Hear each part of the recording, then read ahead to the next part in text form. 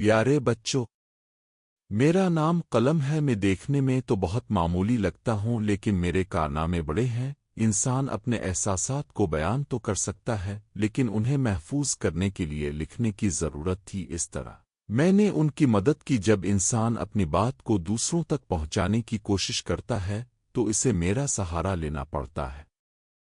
لیکن دوستو، مجھے اب سب سے گلے شکوے ہیں، اور اب یہ بھی جانتے ہیں کہ شکایات انسان اپنوں سے ہی کرتا ہے۔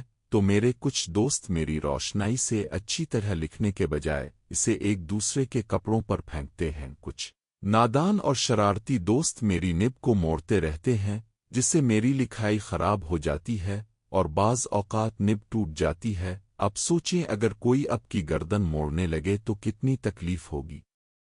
میری خواہش ہے کہ میں جس کے ہاتھ میں جاؤں وہ مجھ سے اچھی اچھی باتیں تحریر کرے اور دنیا سے بری باتوں کو مٹانے کی کوشش کرے۔ اس طرح مجھے خوشی ہوگی اب کے والدین، دادا دادی کو بھی، کہ میری مدد سے اپنے اچھے کام کیے، پھر امتحانات میں بھی تو اب کے اچھے نمبر آئیں گے، اور اس سے اب کے استاد بھی خوش ہوں گے، اور آپ کو بھی خوشی ہوگی اور انعام الگ ملے گا۔